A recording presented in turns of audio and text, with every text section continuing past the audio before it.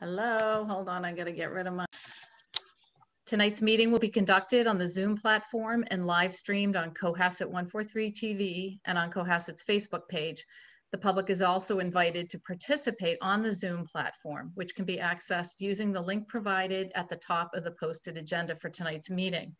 Please note that not all comments will be monitored through the meeting on our Facebook page, but if you have comments, we will be looking at the comment section on the Zoom platform.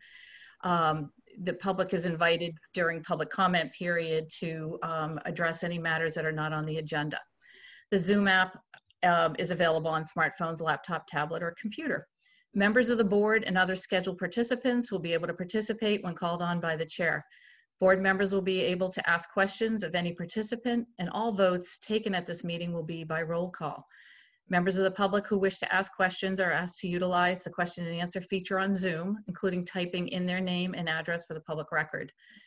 The chair will review the questions, and assisted by the vice chair, and direct them to the appropriate participant for a response. This meeting is also being recorded and will be available for later viewing on Cohasset 143 TV. We're going to open the meeting with a roll call, and we do that in alphabetical order. Jack? Jack Creighton here. Ray Evans here. Diane Kennedy here. Paul Schubert here. Carrie Thompson here. Great. All are invited to join in the Pledge of Allegiance. Jack has a nice flag behind him. I don't tonight. I pledge allegiance to the flag of the United States of America and to the republic for which it stands, one nation, under God, indivisible, with liberty and justice for all.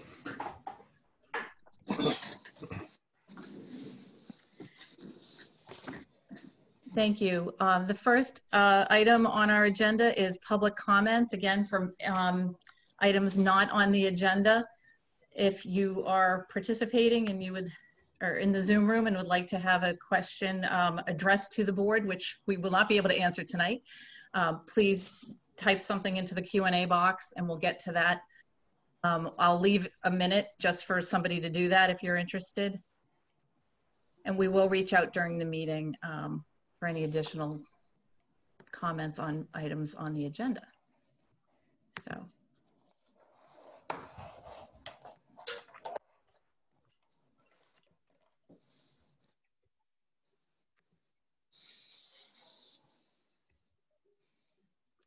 Okay, I see no questions. Is that right, Carrie? We're good? Okay, yeah, I don't see any. We're gonna move into our community update. So our emergency response team, thank you again for all you're doing, and I'll turn the mic over to Chief Sylvia. If you're gonna start us. Yeah, we can get started. Good evening, Madam Chairperson. Thank you for this opportunity, as always, to update the community on where we presently stand.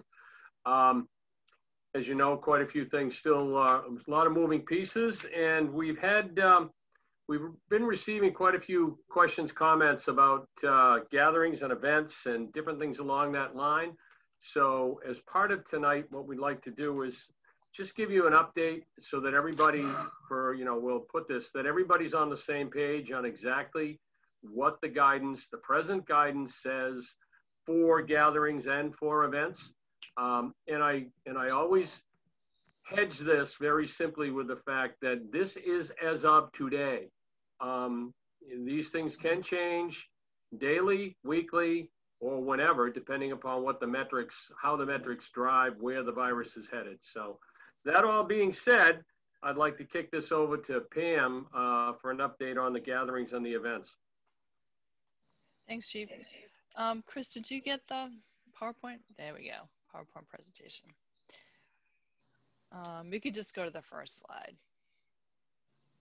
So as the chief was saying, we have had a lot of questions about gatherings, in particular about weddings, and so we'll kind of get to that. But the governor's gathering order actually pertains to any kind of private or public gathering, and it can be gatherings in private homes, backyards, parks, athletic fields, parking lots. So there's two different types. There's indoor and outdoor, and they're very similar. Both are restricted to no more than 8 people per 1,000 square feet. And then in indoors, you're limited to a maximum of 25 people, and outdoors, a maximum of 50 people. For indoors, that no more than 8 per 1,000 feet really is the limiting factor, because a big room, say like Light Keepers or Sailing Club or Cohasset Yacht Club, they're about 1,000 square feet. You can only have 8, maybe 10 people at Light Keepers at most. So people that have been having things like events like weddings have been primarily having them outdoors rather than indoors. And so another requirement that's applicable to both is that you are supposed to have face coverings whenever you have 10 or more people there. Then can you go to the next slide? So in order to comply with the governor's order, there's actual event guidance, and this is applicable for any kind of parties or weddings, again, inside or out. So when you count the number of people that you're going to have, whether it's the 25 inside or the 50 outside, you have to include everybody, including the staff, any caterers that you have that are helping you out.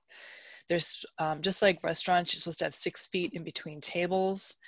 All the food and drinks have to be served. So you don't want to have a buffet, for example, where people are walking up and serving themselves. You're supposed to really be sitting at your table and have someone serve the food and drink to you. And you're supposed to be wearing masks at all times unless you're seated at your table. So if you get up to go to the restroom or something, you need to put your mask on. And if you have any out-of-state visitors for your event, they're supposed to travel they're supposed to follow the travel advisory. So that means if they're coming from a state outside of one of the safe states in the Northeast, for example, they're supposed to fill out an online form and say where they've been from, and they're either supposed to quarantine for 14 days or they're supposed to produce a test to show that they don't have COVID. And it has to be a PCR molecular test. It can't really be one of those quick antigen tests either. And another really important piece is that you're supposed to maintain a log about all the attendees and the staff in case there was some type of outbreak and had to do contact tracing. For the most part, you're really supposed to be, not gathering groups greater than 6 people, whether you're sitting at your table or even just standing up. And no dance floor. So this is really a downer if you're trying to have a wedding in 2020, but these are the rules. And if anybody has any questions, feel free to contact the health office.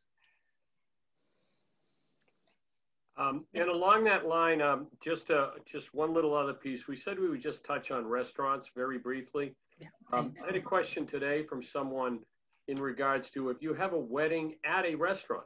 Now it's indoors. What's the limitations? Well, it goes back to the gatherings piece, which says that the max is 25 people. So if you're having an event, so restaurant guidance says that restaurants can have as many people as they can fit as long as everybody's 6 feet, the tables are 6 feet apart and so forth and so on. There's no real limitation to the number of people that can be indoors at a restaurant other than what the facility would limit by its physical space. But once you have an event, it doesn't matter if it's 10,000 square feet or 1,000 square feet, you can't have more than 25 people indoors. So it obviously limits even restaurants indoors for events. So an event is an event, whether it's indoors, outdoors, at a restaurant, in your backyard, whatever. Event guidance is event guidance. So that was just what we wanted to mention in regards to how does that play out with the restaurants. Restaurants obviously they have sector-specific guidance that allows them to operate the way they operate. And they have to meet certain requirements. And that's for restaurant business. But once they host an event is an event. Am I right with that, Pam? Yep. That's where my question was going to be, the differential between the restaurant and the event. So thank you for that. Any other questions on the board? Okay. All right. Okay. So the second piece we wanted to just briefly touch on is youth sports. So I think we talked about this a couple weeks ago, and the last time we were together. about the fact that there is new guidance that was put out for youth sports and what it means.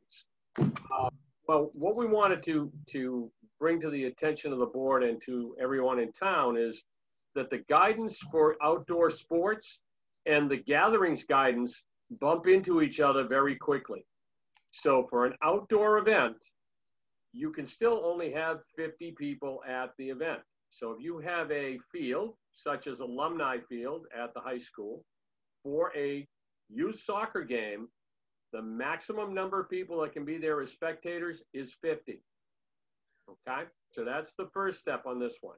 Now the stretch goes into Milliken Field. Milliken Field is a much bigger facility, obviously, and they have the ability to have multiple fields in the facility that are properly distanced away from each other, and therefore the guidance changes just slightly, and that is 50 people per field, and they might have as many as 5 fields working on Saturday morning when they have the really little kids up there on very small fields. So they could have as many as 250 people on Milliken Field for an event, but it is based on the number of fields that are there times 50. As they increase in age and the fields get bigger, the number of fields that they have decreases and the number of people that they can have in the facility, therefore decreases. So when they're only running 2 fields, it's only 100 people. Hopefully that explanation works. We have been working with the Cohasset Soccer Club in regards to this, and they have been a very, very willing participant that they are trying to make their safety guidelines work. And they are going to be the ones responsible for making sure that they meet all the guidance. And when I say that, all the guidance that comes out from the Office of Energy and Environmental Affairs, as well as the guidance for the governor's order regulating gatherings. So they've got a lot of work that they've been doing. They submitted a plan to Pam, which is still in review, but I'll let Pam comment on it. It appears that they're hitting all the right buttons so far. Pam, do you? No, they do. It seems like they're doing a great job with the plan. I think it was just more the logistics of getting their smaller fields to fit properly within the larger fields that the high school is going to need. And we want to thank Jason Federico publicly again, because Jason does all the legwork here on trying to make sure that the fields that we have are proper and properly spaced and meet all the requirements. So we have the due diligence has been done on that part. And again, the Cohasset Soccer Club have been really another exceptional partner for the town in regards to trying to do this and do this safely. And obviously the soccer club is a much bigger organization than youth baseball and softball. I think the number that was given to me was, and I could be wrong on this, but 600 families.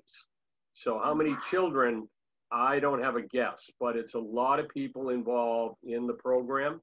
They've also decided to keep the program, I'll say, in-house, and they are not going to do any travel teams. They're going to keep everything within the confines of the town of Cohasset. So that was a major plus from our standpoint of worrying about where people might be coming from and what they might be bringing with them.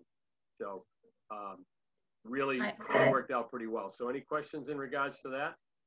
Yeah, I'll have a question. I have a question just in terms of the number of people. So it's only the spectators, and the teams don't count towards that number of 50. That is correct. So coaches and players do not count toward that. You can only have a maximum of 24 people on a field. So that would include the players, the coaches, the referees, the whole shooting match, the staff. Okay. But that also means that's away. Yeah, that's away from the spectators. Okay. But we're not worried about the kids. We're not worried about the coaches. We're not worried about the officials. What we're worried about is them tracking how many people are there as spectators, and that the spectators are meeting the guidance, which means that they're staying 6 feet apart unless it's a family unit living in a same household, and that they are also wearing masks.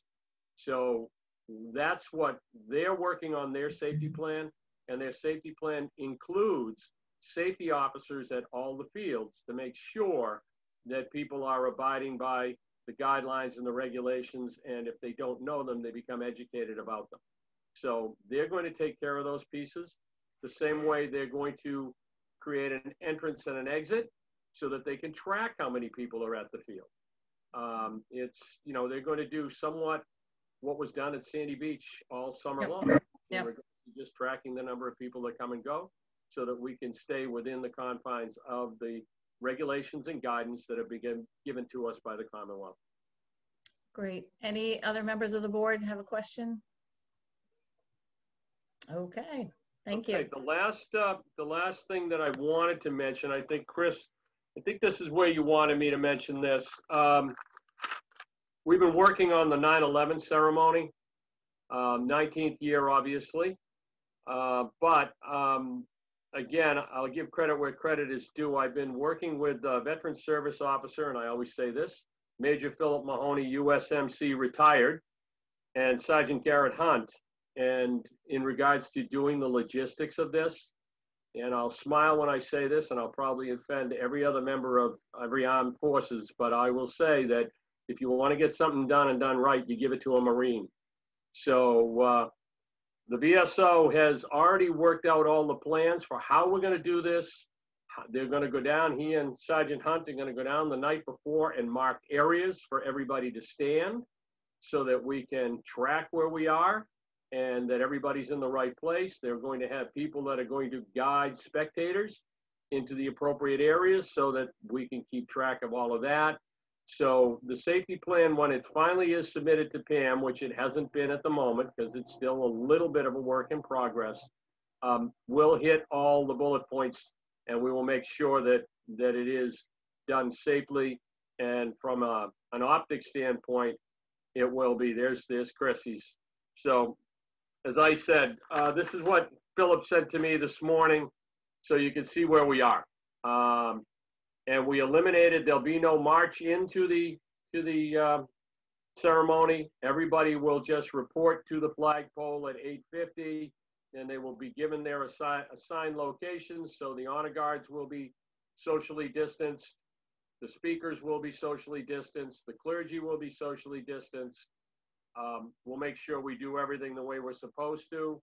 And then at the end of the day, unfortunately, obviously, there will be no collation.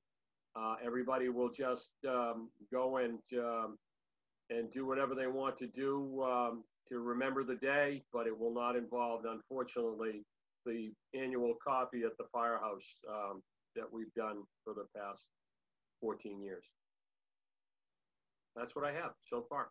Any questions on that? Great. No, thank you. Next, any other reports, Glenn? The only thing that I would just like to publicly say is that Sandy Beach Association finished up their summer assignment of watching the parking lot. I think it went tremendous. They were a great partner. We've compiled a lot of very important data that we'll talk about as a group before next summer.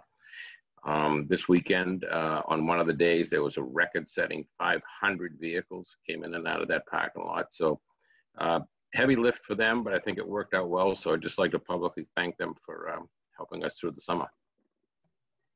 Great, thank you. I think that is the most depressing news, though, is that summer is over. But meteorologically, I think we still have a few more weeks. So I imagine there will be some traffic still at the beaches, and we probably need to just keep track of that a little bit in terms of the parking lots. We had that conversation this morning at our 0800 call. Now that the Sandy Beach gate guards are not going to be in place, obviously there is some concern on what might happen on a weekend. So we will be watching the weather, and if need be, we will address that. We're trying to come up with a plan for that right now.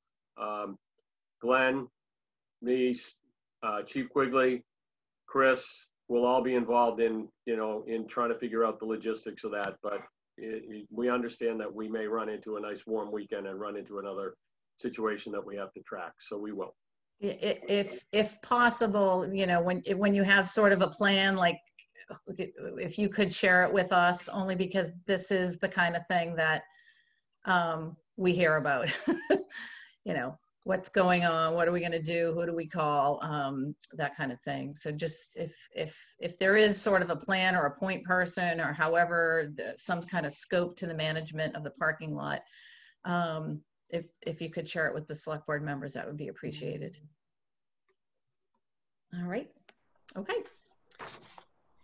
Anything else under community update? Chief Quigley has the night off, and there's nothing from the police. There's no official update other than what you've already heard. Other than they're probably resting and happy summer is winding down a little bit. After a busy but safe Labor Day weekend, yes. Yeah, great. Thank you. I spoke with Chief Quigley earlier, and he just sent along his apologies, but he had a optometrist appointment, and his eyes were still dilated, and he didn't want to get on the camera and scare you all to death. he could put different lighting and it might help.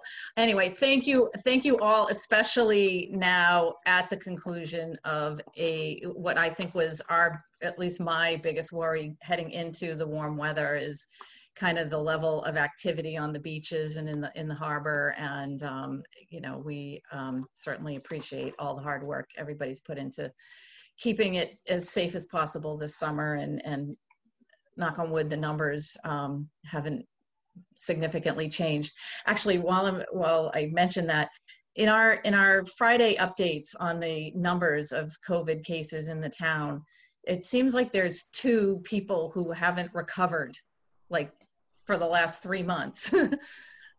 Is that just a mistake, or is that just the reporting cycle?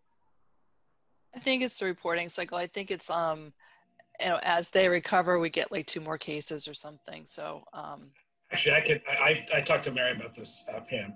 Okay. Two individuals who were tracked by the state's contact tracing system, not ours, and they fell out of contact. There's every reason to believe that they recovered fully, but we don't have that confirmation in the state. Haven't just right. Yeah, so that's the mystery. We see those mysteries too. As far as we're aware, they fully recovered, but we don't have. The state hasn't signed off on it because it wasn't our contact tracers; it was the state's. So that's the 2 mystery. So. Okay. Yeah, somebody's reading those every week, so that's good.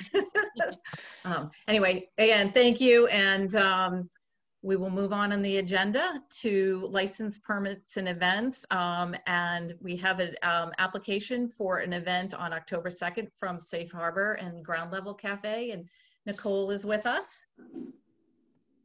Good evening. Good evening. I had to invest in some blue light blockers with all the Zoom, so I know. I can see the reflection. I appreciate you allowing me the opportunity to come this evening to hopefully get your support in an event for Ground Level Cafe. Since submitting this application, there have been some changes that I'll just bring forward. So to start, Ground Level Cafe, for those who aren't aware, is our substance-free alternative activity that we provide through September to May, once a month on Friday evenings for grades 7 through 12. And it's an opportunity for anyone in Cohasset who falls within those grades to come and socialize, play games, have free snacks, and the big draw is an open mic for bands or solo artists or poetry. And a little history of Ground Level is that it began almost 8 years ago now by a former graduate from Cohasset High, Amanda Thompson, and she developed this and created it as an opportunity for her peers and herself as a way to socialize without, 1, substances, but 2, not being in sports or other extracurricular activities. It was a chance for her to perform. She's a musician. So typically in a non-COVID world, we would have this downtown, and we see on average 50 to 60 students once a month on Friday evenings. That's obviously not realistic. And so we're hoping to provide this on a smaller scale outside. We're hoping for the Commons and to allow 30 students, obviously social distance, following the guidelines of having performers and the first line of audience being 25 feet and so on and so forth. And we did speak with Pam Fahey, who approved that plan to have it in the Commons, to have a small social distance circle on the outside for those who aren't interested in performing or watching performers, engage in virtual games like Heads Up, or other individual games on their phones in a circle. Since submitting this application, we have spoke with Annette over at Sandy Beach Association, and their board is very interested in providing their space as a place to have this type of event on the date that we're looking for, October 2nd. We would have to plan accordingly with lighting and sunset. So when I submitted this, it was 6:30 to 8:30 p.m. We'd probably do a 5 to 7 p.m. With some spotlights in between. I think that day sunset's 6:30. But we would have no more than 50 people total, and that's with staff, volunteers, and the students.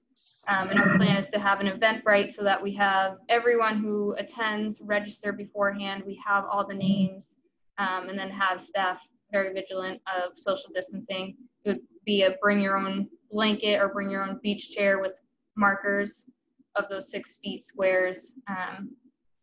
And really just the reason why we'd want to put all this work into providing an event like this is because we all know that everything has really gone virtual, and if we are able to provide an opportunity for the youth of Cohasset to socialize in some sense, even if it is 6 feet apart with their masks on, just kind of being in the same area and having some sense of normalcy, we're hoping to provide that. And I'm happy to answer any questions with information I didn't provide. Thanks, Nicole. Any questions from the board? Carrie? Thanks, Nicole. I think it seems like a great event. So just logistically, if you want to do it at the beach, is it going to be a problem if other people are there at the beach just because it's a Friday night? So that's a really good question. So I typically, or I shouldn't say typically, when we were planning for the Commons, we would have it kind of marked off. And I think that we plan to do the same at the beach. I don't think it would be a problem in any sense. They would be spectators, but they would be outside of our markers for our entire event. It also is going to be cooler, so we don't really plan to have too many other additional bodies there, but it is something that we'd have to keep in mind and plan accordingly. Great. Any other questions? Jack? Yeah, I think it's a great idea. And I think it's really helpful that, again, Safe Harbor has stepped to the plate. And anybody who's listening out there, if you know a family, the kids are getting close to the 7th grade, do them a favor, introduce them, tell them about Safe Harbor. It's such a great program, and we're so lucky to have that. So I think it's a great idea. And again, I do this a lot. I salute Safe Harbor, and thank you for all the great work that you do for our wonderful town. Thank you. Thank you, Jack. Thanks, Jack. Anybody else? Questions? No, I just to echo Jack, obviously, the programs you provide are amazing. And I actually think this, because people are so starved for this interpersonal connection as opposed to this Zoom world where the lighting's bad and whatnot, I think you're probably going to have, you might want to create a waiting list or something, because I think it's going to be something certainly every parent's going to want their kid to attend, and I imagine the kids are going to want to go as well. And I think it bodes well for future ground level cafe when they can actually get together. I think your kind of audience will expand with these opportunities at this time. So I think it's great. So normally we would be approving this. This came to us, and I would say it was really approving the use of the common. But I think we would be approving just the idea of an outdoor event, because we have put a moratorium on events in general through the end of October. Chris? Yeah, and I would also recommend the board approve the common as a backup, just in case there's Okay. a challenge with the beach, so they can automatically flip to the common. Okay, that makes sense. Yep, Carrie? Just a quick question on times here, Nicole. I know you originally said you wanted to set up for 5:30. Do we want to move that earlier, like 4:30? Yes, so that was something that I wanted to address, and I apologize that I didn't update this. I submitted it last week, and then all these changes literally happened today. Good changes. So we would probably aim for a 4:30 setup, or a 4:30 setup, and then a 5:30 to 7:30. Okay. It's a 2-hour event. Paul, did you have your hand up, or are you just wiggling? No, just looking at the timing, that's all. Thank you. Okay. Would somebody like to make a motion?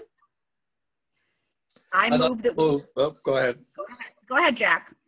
I'd like to move that we approve the Safe Harbor Ground Level Cafe for October 2nd at either the Common or the beach, with times ranging from 4:30 to 7:30 at the discretion of Safe Harbor. Great. Is there a second? Second. Okay. Roll call vote, beginning with Jack. Jack Creighton, aye. Corey Evans, aye. Diane Kennedy, aye. Paul Schubert, aye. Carrie Thompson, aye. Great. Thank you so much, Nicole. Thank you all. I sincerely appreciate it, and I hope the kids do as well. Yeah, I'm sure they will. Thank you. Chris, you want to update us on thoughts and scheduling for special town meeting and annual town meeting? Sure, I'd be happy to. So when the town met as a town meeting back in June, we had talked about possibly scheduling a special, as the town often does in the fall. And as the financial update that the board received at the last meeting indicates, things are pretty smooth right now. You know, the FY20 is ending strongly. FY21 has started out solidly. We were able to adopt, because we had that great annual town meeting at the Music Circus. We were able to adopt a budget capital plan, so lots of things are in action right now. We have some money set aside as needed. We have the COVID grants. And at this point, we're getting signals the state's unlikely to adopt a budget until November, and everything's at the federal level. We're really not sure there's going to be any real financial news. We're tracking, obviously, and we'll be reporting back to this board every month on our finances. So we're stable. There's really nothing that's so urgent that has to go in front of the town meeting. The other challenge is that obviously we're in election season, and Carol will be really Carol and her entire staff of the clerk's office will be consumed by the election, really from early October right through the election. And as it gets colder and colder, it's harder and harder to hold something outside. And I think as we get into the fall season, and I'm sure Dr. Schubert will back this up, there's more concern about going indoors, right? And even though we can legally go beyond the 50, I don't think that anybody really wants to unless there was really an emergency. So at this point, I'm recommending that we kind of put on hold any planning for a special. Obviously, if something does come up, we can react. It takes about a month between the board calling one and us getting one up, because you have to get everything in people's hands 2 weeks ahead of time, plus you have to prepare. So I think a month is a minimum amount of time. That would be for a very short, quick meeting. Again, at this time, I think we're okay. Financially we're okay. There's really no, there's definitely things that need to be done in terms of some bylaws and all, but nothing that's urgent, nothing that has to be done in the next 3 months or 6 months. In fact, this extra time I think will help make a very robust annual town meeting.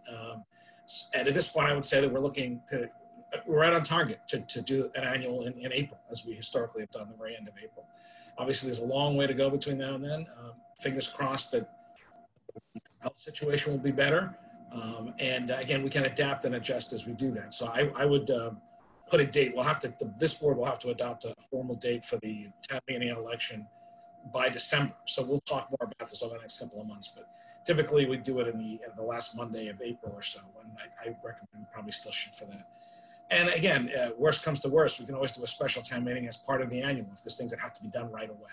A lot of towns do that. We have historically not done that, but we can. So again, at this point, it's my recommendation we just kind of afford. We're in good shape. We stay closely monitored, and we prepare.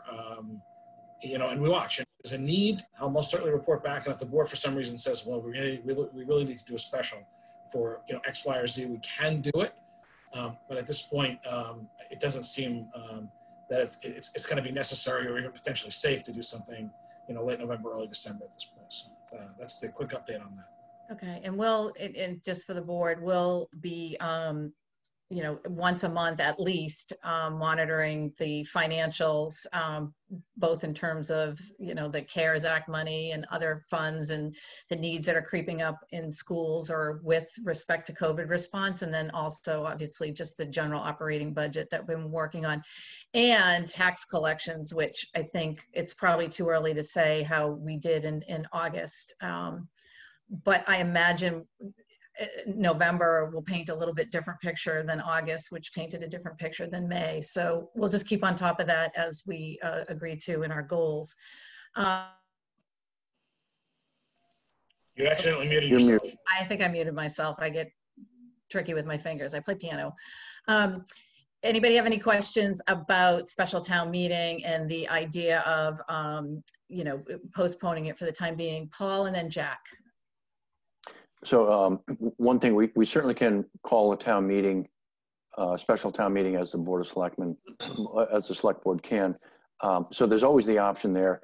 We have to be very understanding that this may come up where there may be some major financial decision we have to make that we would put forth to the town something that is a little more than just ordinary, and it's going to have to be extraordinary to really push that. The other thing with the state finances, as you know, there were 3 months that were pretty miserable. The last month numbers looks like the state revenues are starting to rebound a little bit, in addition to new automobile sales, which is always a good sign for local communities. So there's some evidence that it may be starting to come back, but I agree. I think delaying it certainly until we absolutely have to do it is probably the safest thing. Jack? Yeah, I think I tend to support this. However, I think it'd probably be prudent to poll like advisory, capital budget, and some of and all of the committees to make sure that they don't have something in the wings that might be urgent. But all in all, I think postponing makes an awful lot of sense. Yeah, and thanks for that, Jack. We advisory's meeting this week. Am I still on there? Sorry, my screen just went crazy. They're meeting this week, and then one of the things Chris and I talked about was making sure that we put this out. He wanted to socialize it with the board first, and then we'll push it out to those committees just to make sure that they're in agreement. So we won't necessarily vote tonight on this, but just so that we're giving him some direction. Corey? Yeah, the one thing to bring up is the 143 TV, which some people are watching now, relies on a funding release that we vote at town meeting. And if it's going to be that long, that may cause a little bit of a funding crunch for the station. So that, I'll look into that and report back, but that's something that's immediately on my mind, that if we don't release the funding on schedule, then, we may run out. So something to keep in mind. A question I would have to follow up on that is, are there, because of the state of emergency, are there, I'm not touching my computer. Are there other things with the state of emergency that would allow us to do something different in terms of the release of monies for the TV? There are certain provisions being made because of the state of emergency. Yeah, it's an enterprise fund. So if there's a different mechanism for that, that would be helpful. Right, or some extension or something. Carrie, any questions? We good? No, I think it's smart to do what we're all talking about and then revisit this in a couple months. Great. Okay, Chris, do you have a direction from us? That's good. I do, and That's again, what you're looking for? Diane, we're meeting advisory Thursday, and I think capital's fairly soon. So we'll follow up on the suggestion. We'll certainly include them in the conversation. And water and sewer in particular, yeah. You know, the good news is that both of those, as you saw from the financial reports from Don last meeting, are in good shape. They're in good fiscal shape. In fact, water usage has been up a lot this summer, which means the first quarter bills are going to be up a lot this summer. And sewer will probably follow that, at least to some extent, because I'm sure some of that water was irrigation water, not flushing water. We'll know when those bills go out in September, which is actually still going out soon. So. All right. All right, I'm going to keep us on track and move on to the Cohasset Hazard Mitigation Plan vote of the board for adoption. Chris, are you going to kind of walk us through what this means? I know we've reviewed this before. Yeah, so this is the final step in the path. If you recall, back in June, early June, the select board did give this a green light. You had a joint meeting with the planning board, and you looked at it, moved and gave it a green light, moved it forward. It went to the state. The state's then approved it, and now it's back to the select board for final ratification. So there was a draft resolution in the packet tonight. If you can either move this or something close to it, and then at some point we'll have all of you sign it. And this just to make it official. So it's actually very timely, as with the board's adoption of this tonight. Hopefully, the town will be in queue to be able to apply for a number of grants that are opening up involving hazard mitigation. So having this plan updated will open those opportunities for us. Okay. Does anybody have any questions on the board? All right, would anybody like to move the certificate of adoption of the Town of Cohasset Hazard Mitigation Plan 2020? I've got it up. So I move for the board to approve the Town of Cohasset Hazard Mitigation Plan 2020 update. Is there a second? Paul, you're on mute. I'm sorry, second. Do we have to read that? Because is that a requirement? Because it's got the whereas, the Town of Cohasset. Is that a requirement to be read? I think you should adopt it in the form. If you want to read it, I think that's okay. I don't think there's anything wrong with reading it. Corey, you made the motion. Would you like to read it through it?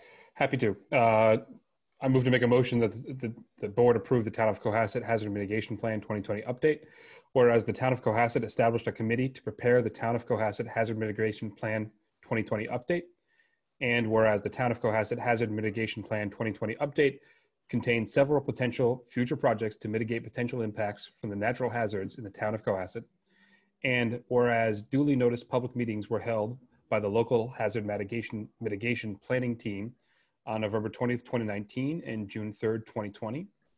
And whereas the Town of Cohasset authorizes responsible departments and or agencies to execute their responsibilities demonstrated in the plan.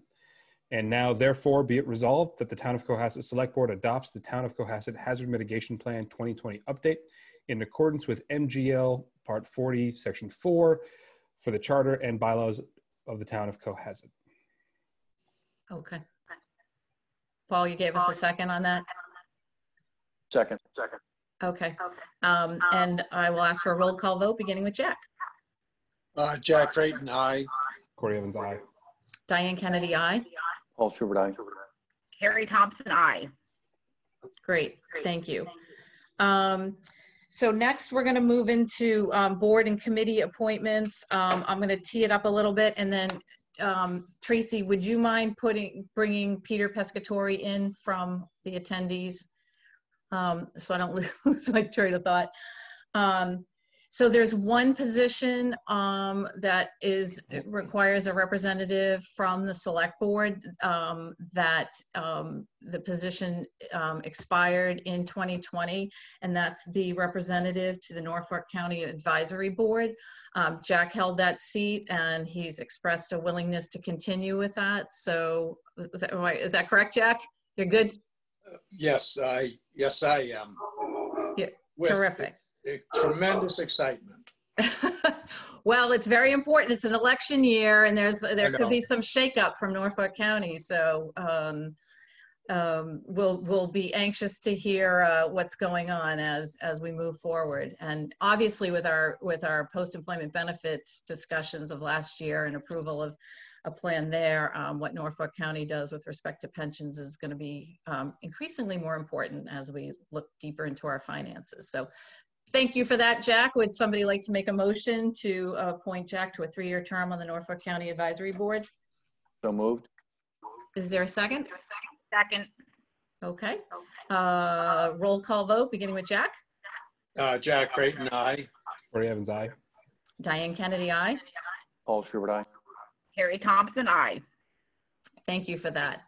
And then we have Peter Pescatori, who's the chair of the Open Space and Rec Committee. He's going to give us a committee update in just a second. We have 3 positions for Open Space and Rec, and we have 3 applications. One is Ken Warner, and it would be a 3-year term. Hold on, actually, there's two,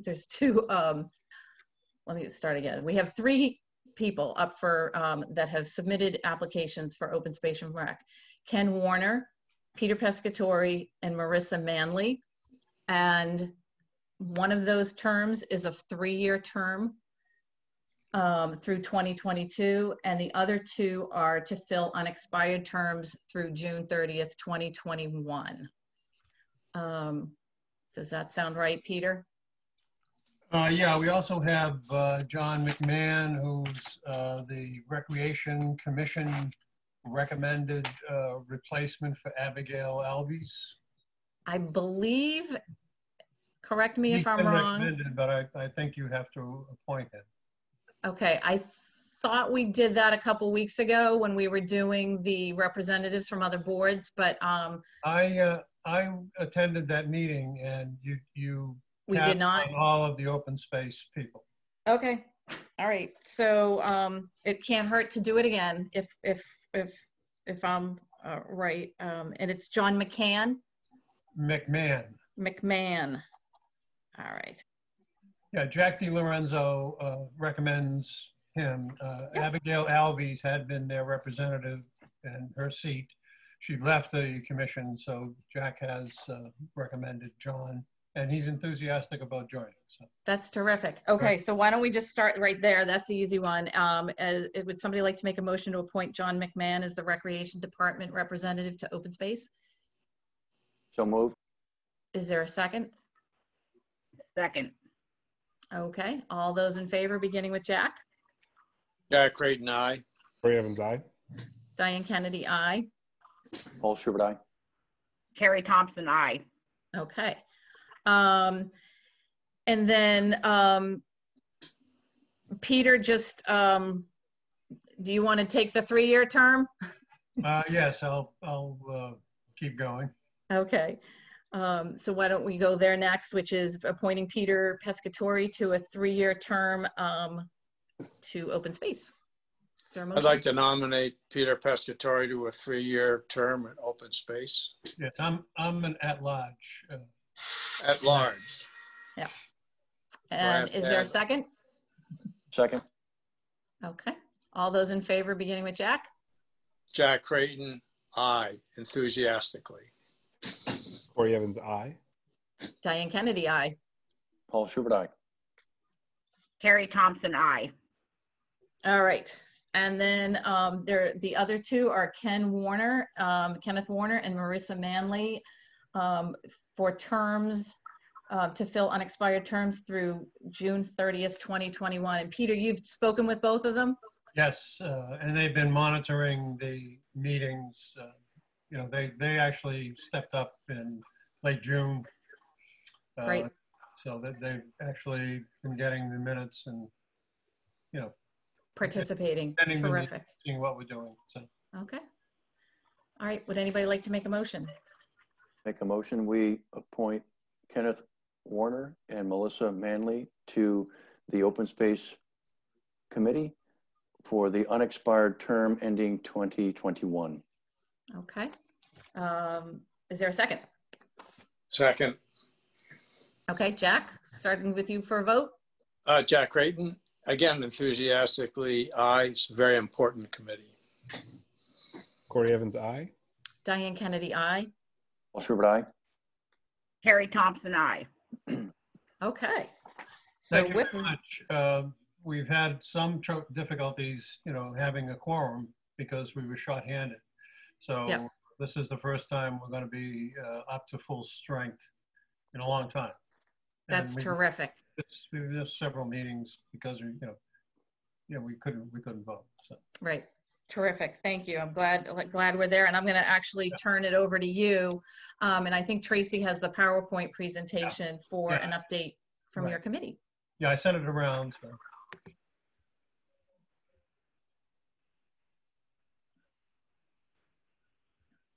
Tracy or Chris, can you pull it up?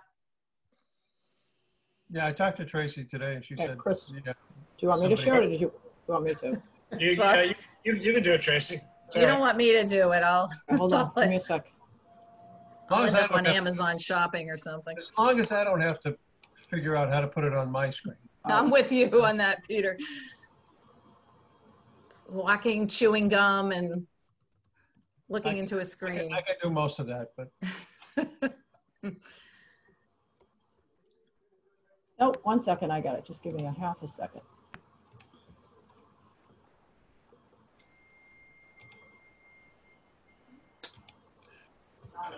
All right, got it then. You can beat me to it. I don't see it. Peter, thank you for being here.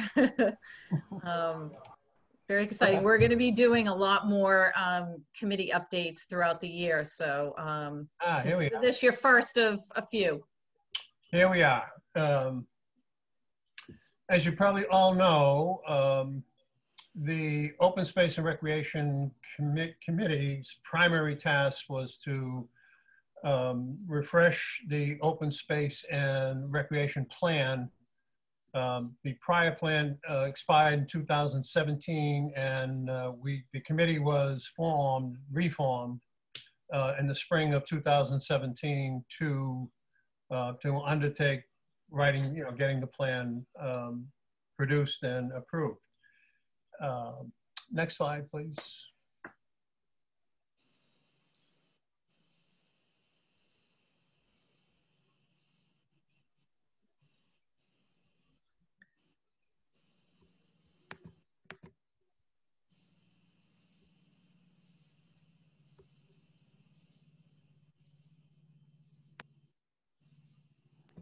Am I in the twilight zone, or is this, we're not getting to the second? We're stuck on the first slide. I'd like to move to the second. Although I like the first slide. It's very nice. It should be. You should be on the OSRP action item slide now. No. Nope. No. 2018 Open Space and Recreation Plan. That's weird because that's not what's showing on mine. Hold on. Let's stop 1 second. Yeah, it's the second slide in the pack. We'll start it up again, Peter. Hold on. Yeah, 1 second. I don't know why it's being very temperamental tonight. All right, let's try that. Let's try this all over again.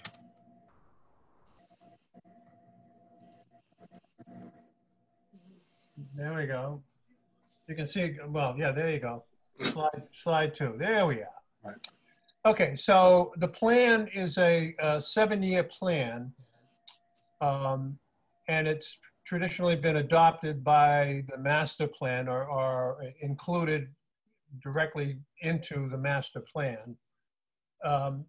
We got to work on it, and again, the committee at that point was only 7 members. We had a lot of difficulty getting a quorum for that year, 2019.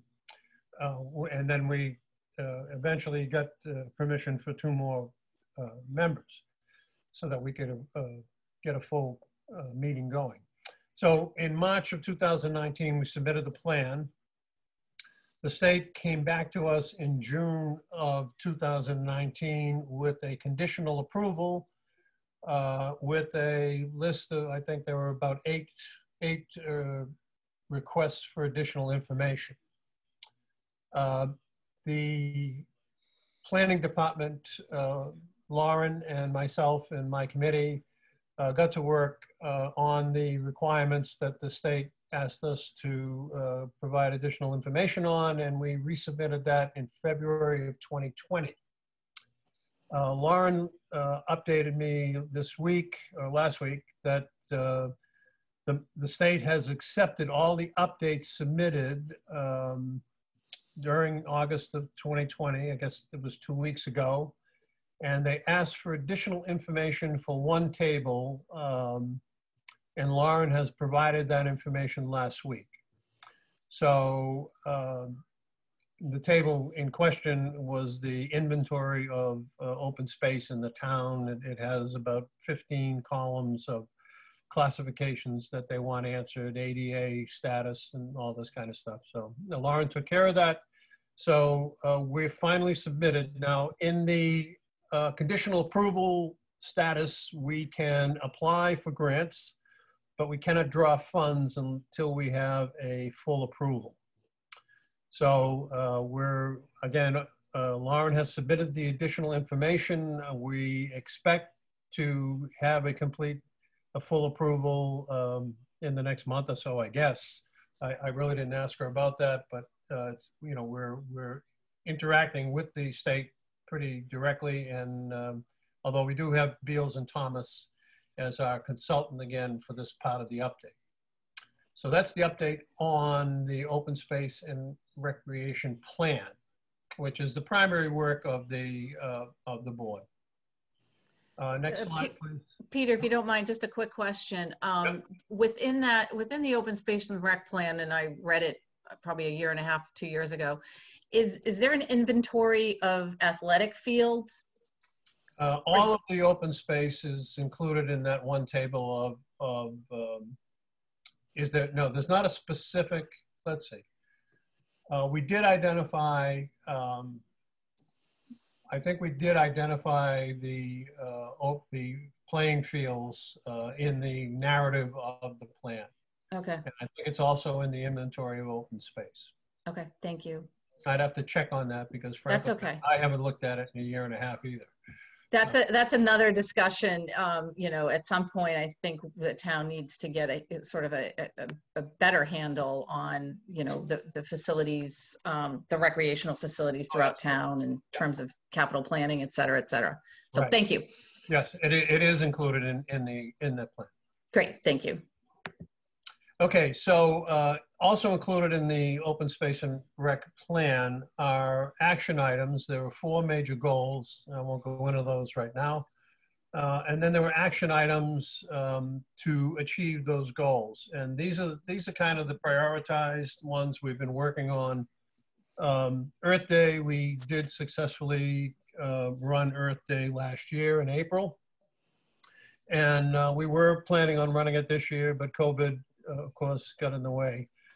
We are looking to start talking about possibly doing it in the spring again, you know, with obviously with safety considerations. We have a dozen long-handled pickup tools. We may have to buy a whole lot more, but you know, things like that. But we'll start talking with all the involved parties in January, and certainly the board and the health board.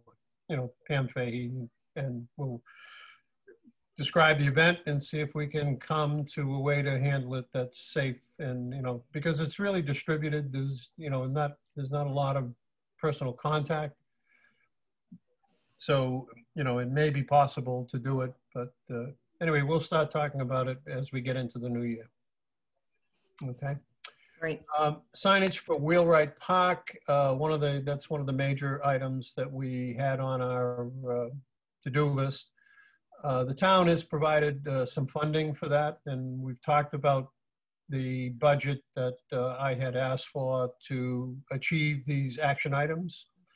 We can't get there with some modicum of funds to support what we're trying to do. And this is about $500. The invoice, I've been working with Chris on this, and the invoice has been placed with the vendor. Signage is being made right now, and the Boy Scouts and Eagle Scouts and the Girl Scouts are going to help us to put up the signs. And we'll probably need some hardware and stuff like that from DPW. And I've talked to Chris about that, and it'll be a modest amount. So it's about $500 for the signs and whatever it takes us to, you know, get them affixed to the trees and I'll put up posts or whatever it may be. We actively collaborate with other committees to make sure that we're coordinated with what we're doing. And we did this from the outset with the master planning group, the harbor committee as well. So that we were all, you know, saying the same thing and had the same information. Part of what we got into as we were doing the wheelwright thing is that there was graffiti in wheelwright, and it turns out down at the dam at the Aaron River, there's an area back there that the kids use as their playground. And it's full of graffiti, and even the rocks out in the reservoir are full of graffiti. We worked with CPC, and we have funding available. We have a vendor that's going to take care of the rocks that are out in the water, because the Water Commission didn't think that they wanted to, you know, be involved in that. But we're still on hold, waiting for COVID to take a, you know, a less lethal direction, but it's on the list of things to do. Rain garden maintenance was one of the items, and in March, the rain gardens were cleaned up. We did not initiate that, but either the town or some other group, I'm not sure who initiated the cleanup, but they were cleaned up once, but we have to get back on that and see if we can figure out how to have a continual maintenance cycle for the rain gardens. Grant research, we've been looking at several grants. Mass Land and Water Conservation Fund grant is the primary one. Again, it's a mass grant. We can apply for it, but we can't draw funds until we get a final approval for the open space and rec plan. So, but we are looking at funding for different, you know, in Wheelwright, there's a couple of cul-de-sacs, a couple of streams that have ancient, what do you call it? Well, cul-de-sac, anyway, they need to be replaced. We're looking for grant money, and we're working with Lauren, or waiting for Lauren. Lauren is engaged in doing the ADA update, and ADA compliant or ADA improvements to the open space in the town is one of the critical elements of the plan.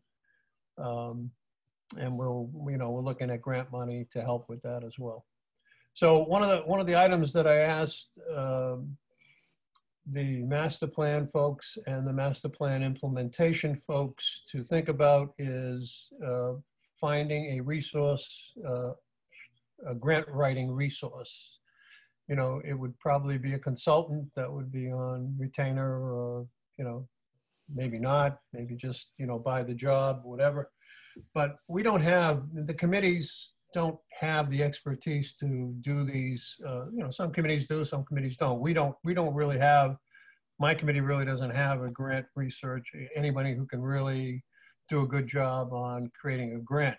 And there's no resource in town to do that. So I've asked folks to think about, maybe we could pool our influence and ask the town to see if they could find some money to provide a grant research, a grant writer to support pursuing different grants by committees that don't have the horsepower to do it themselves. anyway, think about it. I'll come back to you on that. Yeah, and the town, obviously we have somebody that does write grants, but there are so many grants, and I think Chris will report later in this meeting a few that we've just received. It's just a matter of, they can't do everything at every moment. So well, I believe there is, with the master plan implementation, I believe there are some funds available, so that we should probably pursue this so that we're. But it's creating access for grant writer or somebody to do it for these lesser committees, right, that don't get the attention. Yep. No, absolutely. Well, the priorities are all there for the town. So, yep, we need to figure out a way to move those forward. I just wanted to raise that. Thank you. We're always looking at opportunities for additional open space. We haven't been very successful in really aggressively pursuing this. There aren't that many opportunities, but now that the inventory is going to be completed and the committee is going to be back up to speed, full membership, we will start to look at possibilities. And the last thing I want to talk about is Tree City USA. And at this point, if you want to go to the next slide, I would appreciate it. Okay, Tree City USA is an Arbor Day, the Arbor Society's effort to get towns to pay more attention to their tree stock. And what the requirements are to apply and be named a Tree City USA is a tree board or department, or someone responsible for tree, the maintenance, the servicing and care of trees. We have that. We have a tree warden. So that's number one. Tree care ordinance. We have a draft policy for tree maintenance. We started it out, the committee started it out as a bylaw, and we agreed with Chris and Brian that it's more effectively done as a policy. So we have the policy, Brian has the policy written. We do have one rev of minor language changes. They don't change the content that we're going to talk about tomorrow night at our meeting. At my open space meeting is tomorrow night. But I'd like to have the tree care ordinance find its way onto an agenda fairly soon to see if we can get that approved, because we need that to be able to apply for the status of Tree City USA. It requires a minimum annual budget of $2 per capita. There's like $40,000 in the budget right now for tree maintenance. So we more than meet that. There's 8,000 people in town, so it's $5 per head. And one of the other things was the select board had to create a proclamation for the observance of Arbor Day. And talking with the Tree City, the Arbor Foundation, they have waived that requirement because of the COVID situation. So this year we don't have to have any kind of a proclamation. So we have the tree warden, we have the minimum budget, we need a definitive policy in the town to, and I think we kind of have that with the state or whatever, but we need it, for the town to apply, and it is the town that applies for it. And when we apply for it, we'll get, signage for the town, on the road signs that, proclaim us a tree city as you enter the town. We'll get a plaque, we'll get a flag, et cetera, things like that. We'll also get access to urban, some federal grant money. We will have a preference if we're a town's, a Tree City USA. So, we are going to be looking at grants, grant money that's available as a result of being Tree City USA. But it's another step supporting the green community that we already are and doing a great job at. And this is just another element. I look at it as another element supporting the green community ethos that we have. And so I hope the board will support us in this, and we can get the application in. They review the applications at year end, at calendar year end in December. So as we are getting close, and I'd like to get, the policy approved and working with Chris to get the application done and sent in. Peter, do you have a sense of when the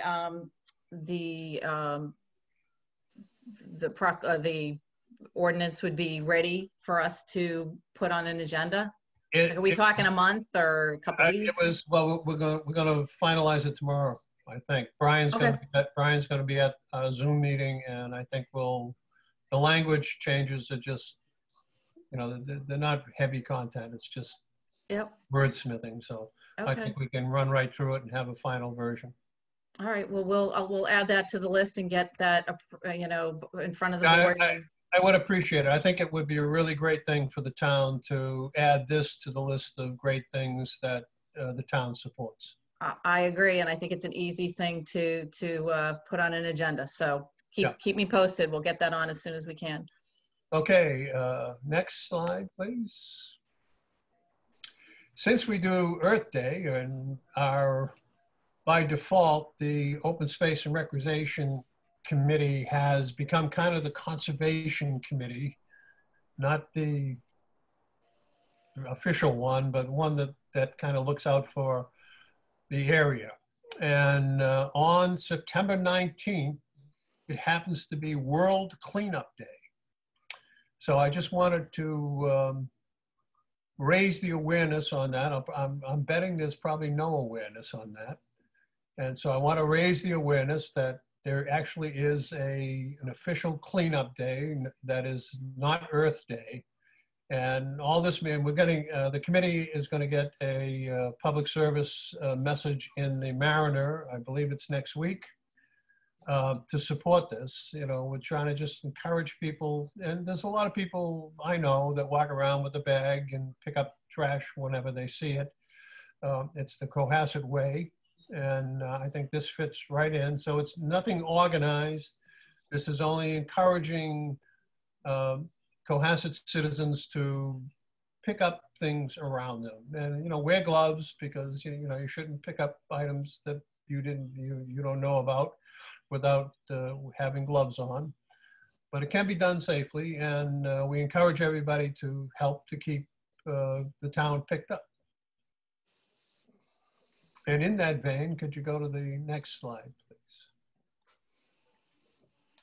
Part of the committee's work is we also work with the Wild Cohasset, which is a group that tries to eradicate invasive species in our public lands. And this is another one of the private groups that we work with. This is Sarah Burgess. Her family last year started this campaign, Pound Just One Bag 2020, was 2019 was a different pound. And they had a goal of 2,020 bags. And again, this is the same thing. If you're out walking or bicycling, carry a bag with you. And when you see junk, on the roads or in the bushes, pick it up and put it in a bag and throw it away. So keep Cohasset clean. And they've been doing this now for a year and a half. And the 2020 bags peaked 10,000 bags reported as of August, and they've expanded their goal to 20,000 bags worldwide. Now it's become a worldwide phenomenon.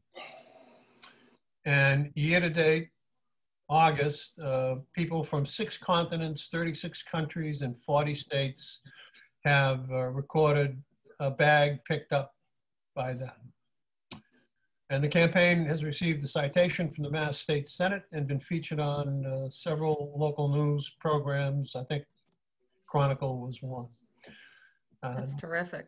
So I just wanted to raise a little awareness of these efforts to clean up that are going around, that are available, and you know, they're free, and it is an independent individual initiative to do them, and we hope you take advantage and take a bag and just go on and record that you picked up a bag.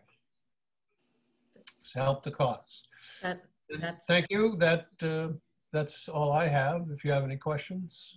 That's great. Thank you, Peter. It's funny that the Burgess family came across social media a couple of weeks ago, and I was so tickled by what they do, and I intend to have them just come and do a presentation to us at some point. And I know, like, immediately they went and visited the Rotary Club and did a presentation for them, and Rotary was really impressed. And you know, the other thing I wonder, I can talk offline with you about this, but you know, we just appointed somebody after Mary Snow had served for a very long time on the South Shore Recycling group that Claire Galkowski runs. And I just wonder if that person that we appointed to be Cohasset's rep to South Shore Recycling is just somebody that we should put you in touch with, because you know, we tend to get siloed in our committees or our initiatives because we're all busy. But especially with Zoom, one of the advantages is people can pop in and out of meetings, and it just might be a good opportunity for her to see what your committee's doing and find some ways to work together.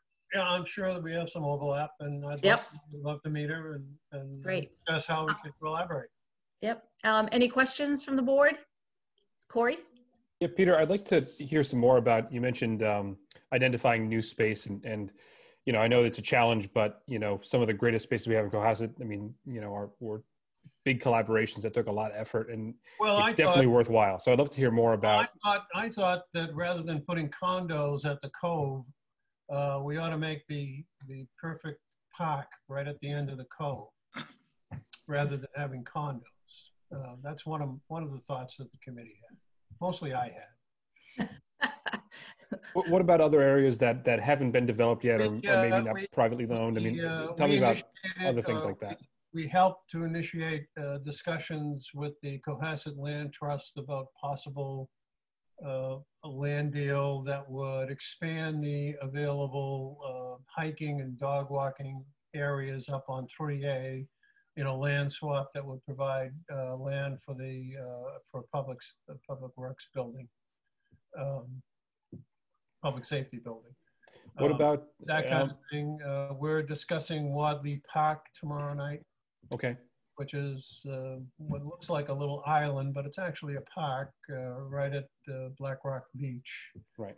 And the prospect of taking that park away to provide parking. So we're active in, we keep our eyes open, and we don't have any funds, so we're not in the business of trying to purchase land, but the Cohasset Trust, we work closely with the Cohasset Land Trust, and I think we can, you know, if we identify something that might be available.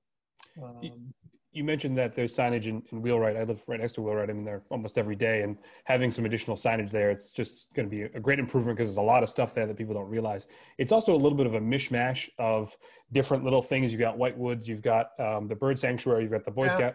I mean, well, it's all contiguous. It's all usable. No, correct. But I just, you know, I worry that, and you know, you've also got the Holly Hill Farm. I worry that sometimes when it's pieces like that, it makes it a little more attractive for people to try to carve pieces out of it. So, well, no, they're all of the pieces that make up Wheelwright are by deed protected. You know, they're in perpetuity open space. Does that include Holly Hill as well? I mean, Holly Hill. No, Holly Hill is a whole nother matter. Private. Right. We're not gonna do signage in Holly Hill. That's private property, and a lot of the trails interconnect, and so the signage there is. Oh yeah, they interconnect, and but I don't want to talk about Holly Hill because it's in flux. There's been some. It's a family owned Holly Hill is a family-owned project, and it's going through some turmoil. One of the matriarchs passed away, and things are changing. They're not sure that they want to have people on their property. They want to maybe build some houses. There's a lot of things going on. So we're not, you know, we backed off from Holly Hill because they've got a lot of things to settle. Yeah, that's a gem of an area. It'd be sad It's if, a gorgeous area. I walk in there every day. Right. Yeah. So, with my, and how's your puppy, Diane? How's the puppy? My puppy's 6 months old and a little rambunctious. I saw Peter on the trails as well. Jack, you have your hand up? Yes. I don't know what just happened. Give me a softball. Yeah, okay. Can you hear me? Yes. Yep, we got you. All right. Yeah. Peter, thank you very much. And you raised some very good points about the effect on open space and the environmental and development. And as many people know, I spent a long time on conservation. And conservation, just so everybody knows, is about applying and enforcing the conservation bylaws, not about getting open space. It also handles stormwater. And in the process, you get a bit by bit incremental view of this piece of land and this piece of land being converted to housing and maybe a small development. And remind us when we should remember when there is a development, there also requires parking. And the parking is taking even more space. And I think, in my opinion anyway, Cohasset is close to a tipping point where the reason why we all love this town, the reason why many of us moved here and are staying, and the reason why a lot of the new people are moving, that distinctive character of Cohasset, I think we're close to the tipping point. And if we are not very, very careful, we're going to lose it. And I don't want to be an alarmist, but this has been something, and I'm not an environmentalist. I'm probably more conservative than many of other people. But I do believe that we have a special trust here in our town, and we need to figure out how to keep it. So enough said. Thank you. Just on that, I think, you know, one of the master plan implementation working groups is a bylaw review committee, and I think that on that committee, yes. Great, and that's exactly, you know, where these conversations need to go. And you're right. I mean, what we value is the ocean. I always say, people used to always ask me why there's so many artists. You know, like, wow, you have a lot of artists living in Cohasset or Scituate, and it's because of the natural beauty. They're attracted to the trees and the ocean and the ledge and all of that. So it's important for us to protect it. Anyway, any other questions, Carrie? Quick question. Peter, you said that you're going to be meeting about Wadley Park and the possible parking proposal there. Are you also discussing the possible monument too? I do think that's an issue we need to discuss more and get more buy-in and talk about with neighbors and everything. So just curious what you're talking about with that. We're going to discuss it for the first time tomorrow to see if we want to support it or not support it. Write a letter to you folks. One of the action items is to be involved in the process in town and be one of the committees that opines on these issues, which didn't exist before. So we're trying to have a voice. Great. Thank you. Okay. Anyway, thank you for your time. A great presentation. And we look forward to further good work and getting whatever I wrote down, the ordinance approved as soon as possible. I would appreciate that. Thank you very much. Got it. Thank you. Thank you, Peter. Yeah, good night, guys. Good night. Gentlemen. Good night. So as our gift to all of you, with a very busy September in front of us, we are coming to the end of our meeting. We have a few sets of minutes, updates from each of us, and then we will be able to get out of here soon enough. Corey, I see your hand. Just on the minutes, could I get my name spelled correctly? C-O-R-E-Y, not K-O-R-I either, just C-O-R-E-Y would be nice. Oscar Wilde, happy is the man whose name is only misspelled once. Yeah. Actually, Corey, on your screen, it says Corey, C-O-R-Y. Doesn't matter if it's on the screen, still wrong. C-O-R-E-Y, Corey? But isn't it your screen? Yes, Don't you please. have control over that? No, not on this one. This was the invite. Okay, I apologize. I'll fix those. That's okay. I'm trying to unwind. My checks have the wrong name on them too. I don't really know why. And I'm finally saying select board members instead of selectmen, and we got to get Corey's name spelled correctly. All right. Any other edits that people noticed? Okay. Would anybody like to move the minutes with the changes as noted? Make a motion, we approve the minutes of 7/14/2020 and 8/25/2020 with the proper spelling of Corey Evans' name. Please. Second. Okay. Roll call, Jack? I'll abstain. Okay. Corey Evans, aye. Diane Kennedy, aye. Paul Schubert, aye. Carrie Thompson, aye. Great. All right. Thank you. And we will go right to a town manager update. Okay, thanks, Diane. Very quickly, on the town, just as a quick update, is continuing to explore the option of public access at Black Rock Beach / Wadley Park. We are going to be reaching out. I met with Brian Joyce today and talked more about where we are with that. We're going to be reaching out to abutters for feedback as part of the review process, and also obviously from the Open Space Committee and others as we kind of going through this. And then DPW will prepare a presentation for the select board maybe later this month or sometime in October. So nothing's going to happen, no permanent until this comes back to the select board for our next step. So just want to let you all know. Still looking at options and trying to figure out next steps. Yeah, I mean, just on that, and this is one of those issues that has kind of taken a life of its own outside this world. I mean, the last substantive update and discussion we had was in March. And when we discussed the memorial as part of this as a memorial and what we might do to enhance parking. And if I remember correctly, the green light from the board was just to go off,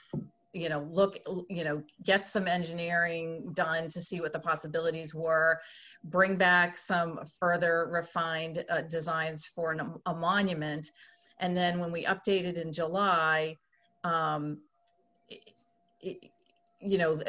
understanding was that the Cohasset 250 was not thinking about moving forward with the monument portion, but as far as I'm concerned, we basically have a blank slate right now. We really haven't had a discussion to say, yeah, let's go forward with a monument or not, or and when Peter mentioned putting a parking lot, like that was never anything. So I think we really need a more substantive conversation about what we're actually talking about. To your point, Chris, we do own land, and there is a possibility to use some of that to expand the parking. So I think we need to understand what that might be and whether there's going to be a monument or not, or whether we're going to do something with benches or whatever on Wadley Park. But I see this evolving no time soon, other than maybe just some basic engineering. So we got to queue it up for a bigger conversation at another meeting. So sorry, I just wanted to contextualize that. Again, that's the point, Diane, is that things are just being reviewed based on the board's direction to continue to investigate and pull up information. And again, as you point out, the proposal to do a memorial against the park space per se was a private entity. It was the Cohasset 250th plus others, and that's kind of sideburn. I mean, that can come back up again, and the CPC funding opportunities, a lot of other things that will take some months to go through. So if the select board direction is to explore more of that, obviously we want to know so we have time to kind of go through that. Yeah, and I think it's worth checking in with Cohasset 250 to see if this is something they're still interested in pursuing or not, so that we understand what the scope might look like before anything happens. Absolutely. And two other updates. So, by the way, just to follow up on the comments that Peter raised. So, the town constantly actively applies for grants. In the last 6 months alone, the town has won north of $700,000 in grants. And I'm announcing the next two. The next round of Green Communities funding was awarded. The town's been awarded $132,000. It's going to cover 3 projects. HVAC upgrades at the middle high school gym, which is long needed. So boiler work at the library, which will make them more efficient and more effective. And also the installation of electric charging stations. As you may have noticed, there's been some work being done on the village, the lot in the village, and at the high school, and at the library, and recreation side of the library. This will finish the funding to allow that work to continue. So hopefully, in the not too terribly distant future, we'll be christening some new electric charging stations. We'll have gone from one right behind Town Hall. I think it's going to go up to 6 when we're done. So we'll be able to charge cars around town at any given time. In fact, right down the street from you, there'll be opportunities in the lower lot and the upper lot at the library.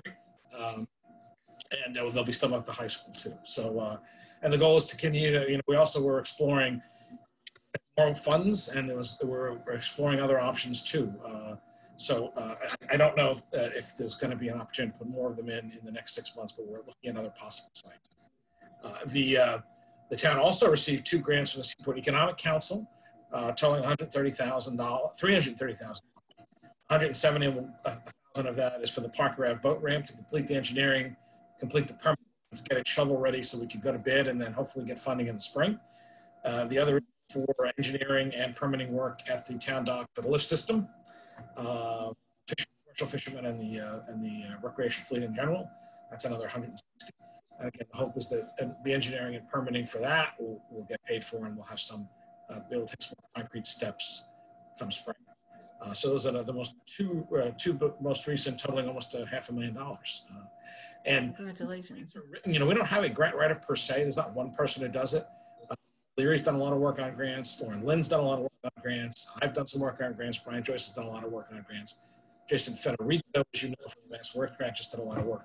So we have a lot of staff. We're multi-talented. And the key is that we don't apply for grants for their own sake. We apply for grants to implement goals established by this board and other facets of the town's operations that are predetermined.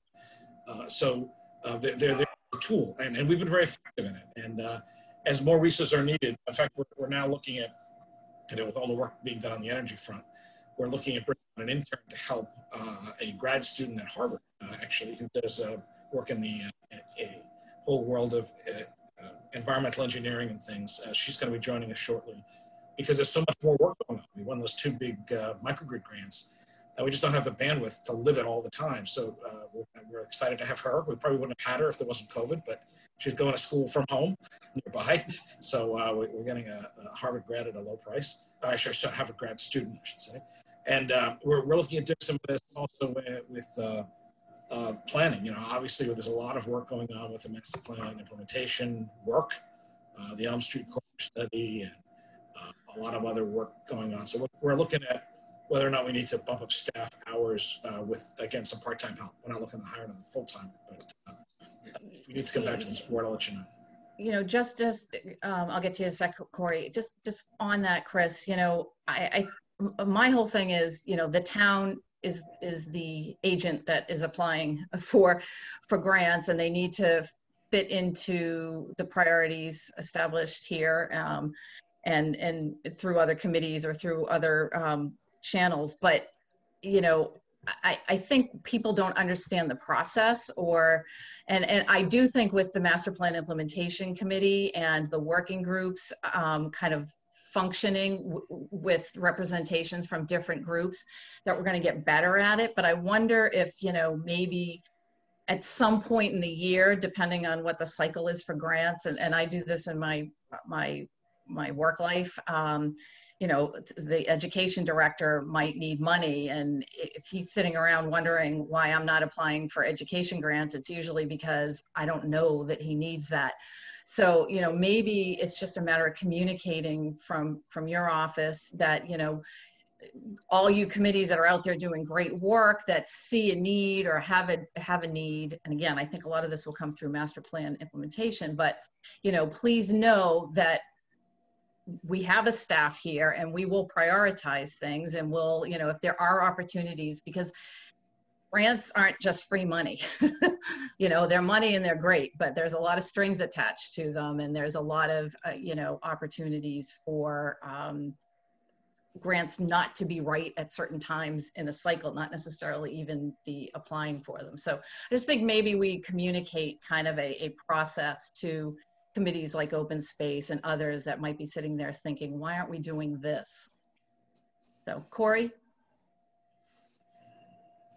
Yeah, I've got something else, but I really like what you said, Diane. I mean, kind of centralizing it. I know we've struggled on economic task force with just understanding and kind of, you know, is there a way that we can at least centralize if committees have questions about funding, about state options, you know, just to speed things along? I mean, that would be helpful. Chris, I wanted to ask you to give just the town a little bit of an update. I know that you've been working on kind of bringing some safety improvements to town hall with the idea of, you know, trying to reopen. Could you give us an update on that?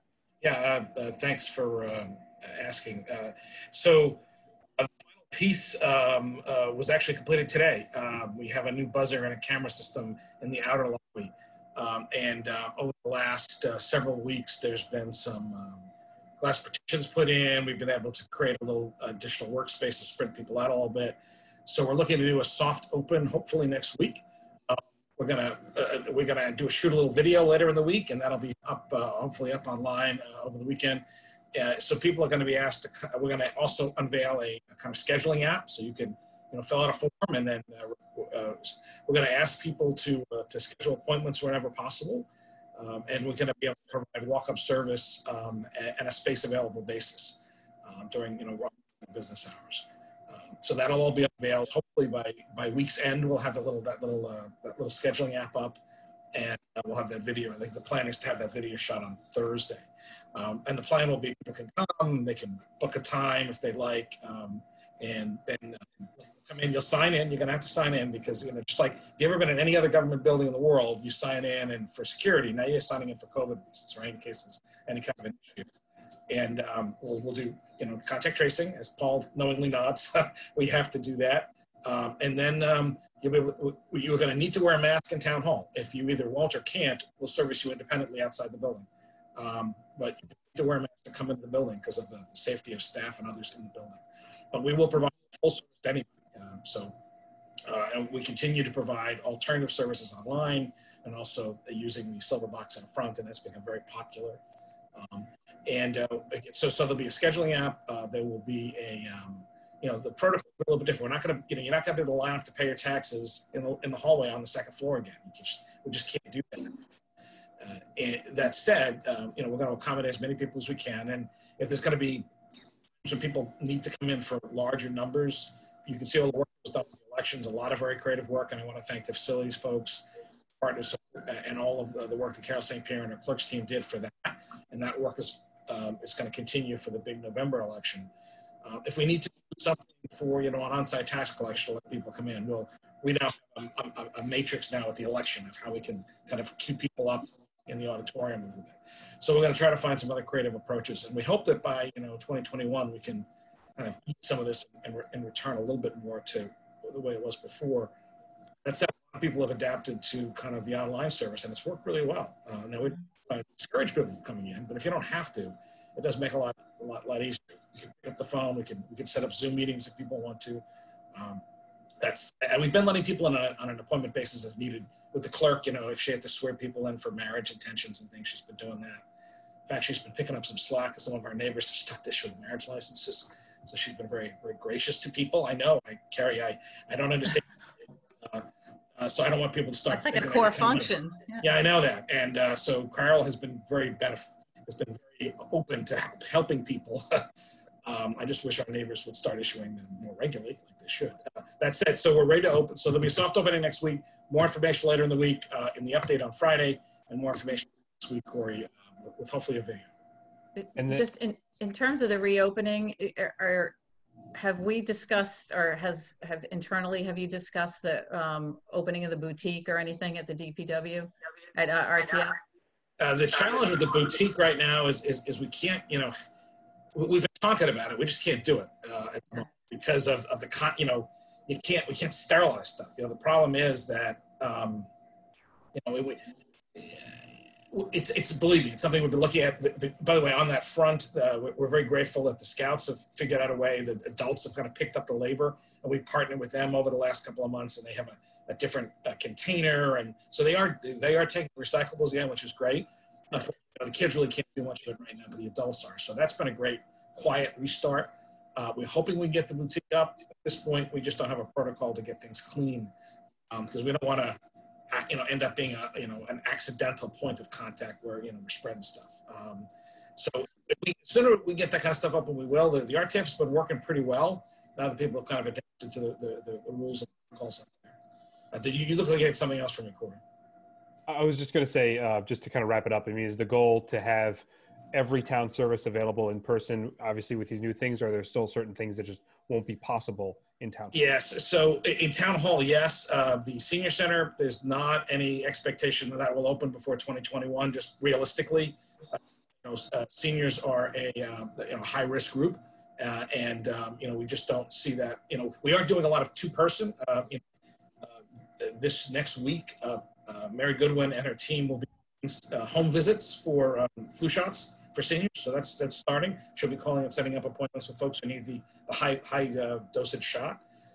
And we've been doing, there's actually the Globe is actually doing a story, I think, with Nancy LaFosse and her team about the great work they've been doing and the thousands of meals they've distributed over the last few months to seniors all around town. So that can be done quietly, but there's folks who cook. I don't know if you saw some of the updates the last couple of weeks. There's folks who come in Fridays to cook fresh meals. The schools have been partnering with Grab and Go lunches and breakfast. We've been doing a couple times a week, and we still do Meals on Wheels deliveries. And we've been helping people with food pantry. You know, if they can't get there, we can bring food from the food pantry. So there's a lot of work still going on. And the same with the library. So I was just there last week, and you know, the reservation system is great. There are hundreds and hundreds of items every day.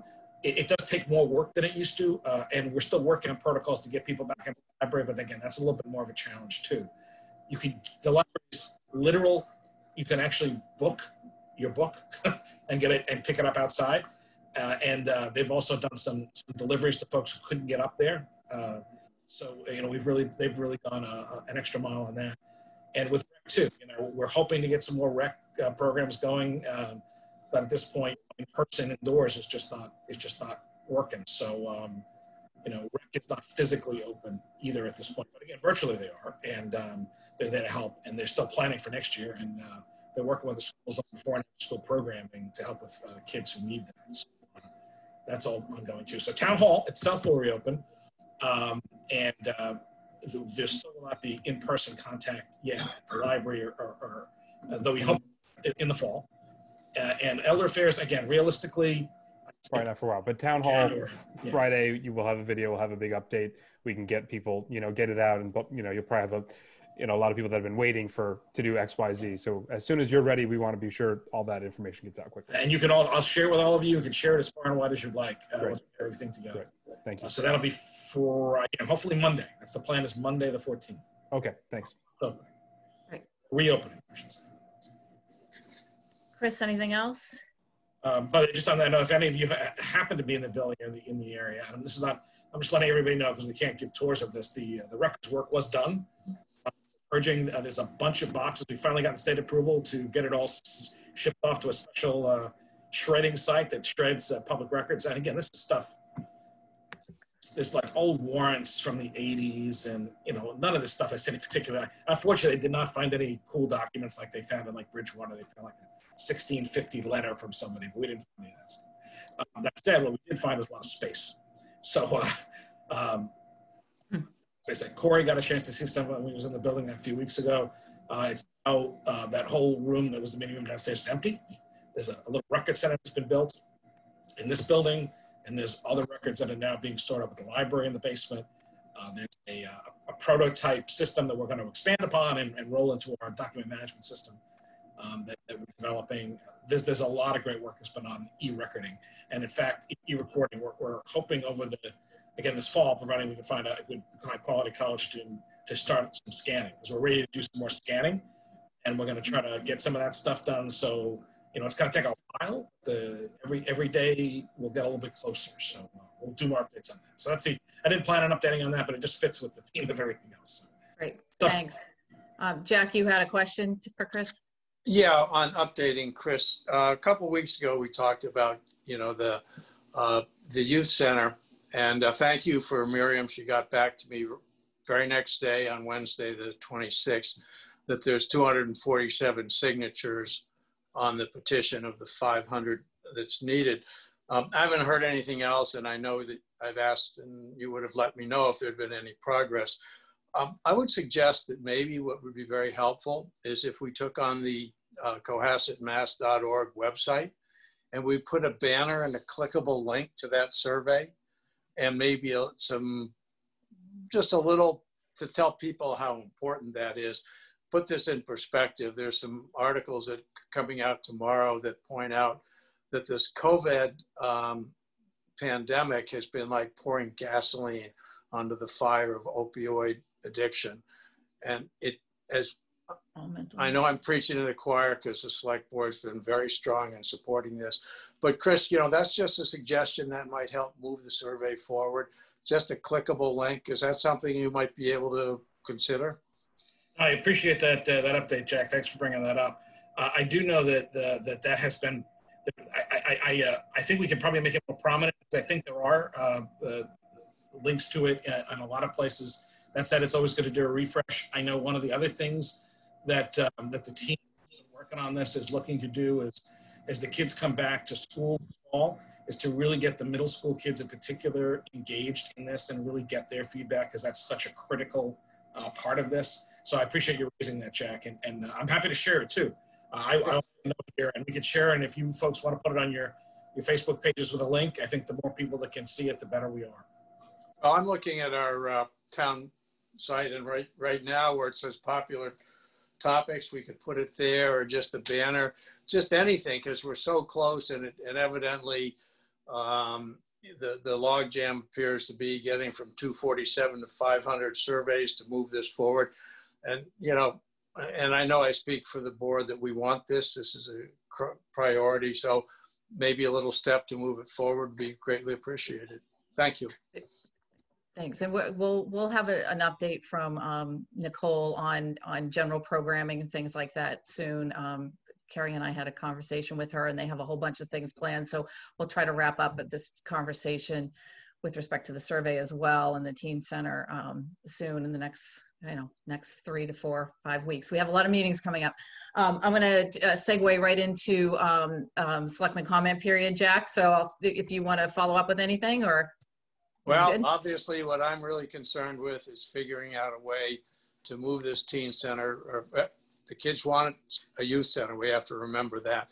And I'd appreciate if I would be kept involved in all the conversations, but that's what I think is important right now, amongst other things. Thank you. Corey? Sorry about that. Just wanted to just remind everybody, I mean, we had the intro, but this Friday is, September 11th. That was a moment where, our country changed, we changed.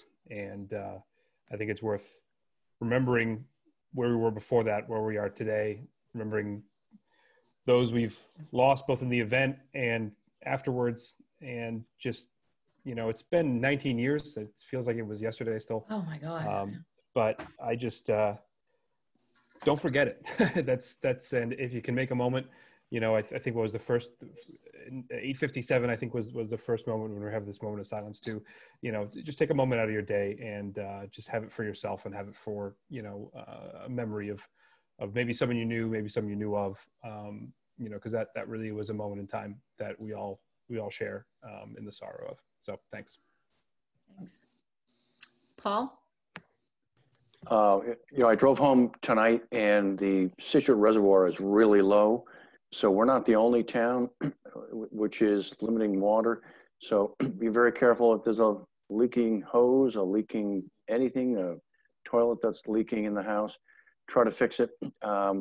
It doesn't look like we're gonna get a lot of water in the next few weeks. So definitely restrict as best you can.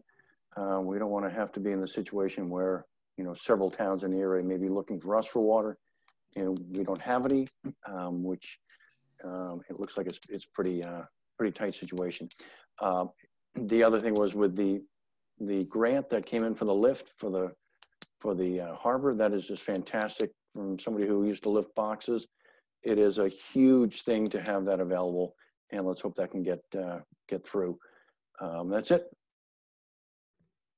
Carrie? Yeah, I echo all of those comments. I hope to see everyone Friday morning. And also just a shout out to everyone in town. We had really good record turnout this past Tuesday for our primary. We had 43% showed up to vote, and that's really high and good for a primary. So good job, Cohasset. Thanks, Carrie. Paul stole my thunder about water restrictions. So just, I mean, I think we all got pinged on our phone and our home phones and emails and everything, but there are mandatory water restrictions in Cohasset. They're not ridiculously restrictive because we are very fortunate to have a lot of water, but to Paul's point, it is we're in the middle of a pandemic drought. The locusts might be next. So just everybody, please, proceed with caution and be respectful of our resources. And then I just had a question, Chris, and you may not know the answer to this, but I think at our next meeting, our next board meeting, we should, it would be nice to know a little more about early voting and how that's going to work, when it's going to become available, and whether, because I have a family member who was running for a seat in Norfolk County, and there is a town that still does not have some of their votes in for certain positions, and I believe it was because they waited on all the early ballots and to count them on that day, and there's a limited time. So I would love to, maybe Carol could just come in or send another one of the election reps to just update us on how that's going, so we can feel a little bit of comfort in the process of our elections. I will reach out. I know Carol's taking a very well-deserved week off. She worked for almost 3 straight weeks, literally every day. Yep. And her election team, and I think they did an excellent job. They did. They were actually able to take advantage of running votes through early, and you don't run the tapes, so you don't know what actually happened. Right. So that said, there were a lot of our election process in Massachusetts and most places in America is not designed for all this paper coming in early. Right? It's designed for one day, one vote. And now with tweaks you can adjust for it, and we have, and we're actually exploring. We put that silver box in front 7 years ago to help with the Treasurer Collector's Office for drop-offs at random times. That became a ballot box, and it was very helpful. People could obviously mail things in if they're mailing from any other place, but they could just drop it in that box. And again, I don't have the numbers, but Carrie mentioned 40% was a large percentage of those. Most of those were actually voted early by paper. So Isn't it like 60% or something? It was 64% of voters voted early, which is amazing and impressive, but also shows that this is something we need to be talking about as a town. Yeah. So I echo all of this. Yeah, and just for, we can talk to Carol, but it really is just an update on what's going on so that everybody understands that we're not trying to recreate or reshape her operations at all. And I do know that the early voting period is longer for the general. It starts, I think, 2 weeks ahead, not just one. Okay. And then you can pretty much vote any day. And I took advantage myself where I live of going in early to the town clerk. One of only a couple of people there that Sunday that I went in, but it was just so much easier. You went in, you was done. And the turnout's going to be even heavier in November. So Carol come in, but again, I think she and her team did a really great job. There's going to be even more interest, obviously, in the election coming up. And I know that they're primed for it. The good news is, we have the auditorium humming. We have that new ramp that went in, which makes access a lot easier, which is great. And, the room is set up. Carol's been drafting. She's had high school kids jump in who are willing and able to work, which has been great. Wow. Some kids who are involved in government classes and all. So she had some kids who were, I don't know if they were voters themselves or who actually took part and helped with the election inspecting because it was necessary. So, I think she's really appreciated that. And the committee did a great job of engaging. So great. It'll be a real opportunity for everyone to spread the word. And I'll talk to Carol about coming in and giving you all an update, maybe on the 22nd, just so everybody knows. And we'll make sure there's plenty of stuff on social media. That box will be out there in front again. There'll be a big sign. People can use that. Great. We're looking for a good turnout. Okay, well, we have a busy couple of weeks ahead with joint meetings with sewer and regular board meetings. And so for that reason, I will stop talking and ask for a motion to adjourn. So moved. Is there a second? Second. Okay, we'll take a vote, beginning with Jack. Jack Creighton, aye. Ray Evans, aye. Diane Kennedy, aye. Paul Shula. Carrie Thompson, aye. Thank you all very much. The meeting is adjourned.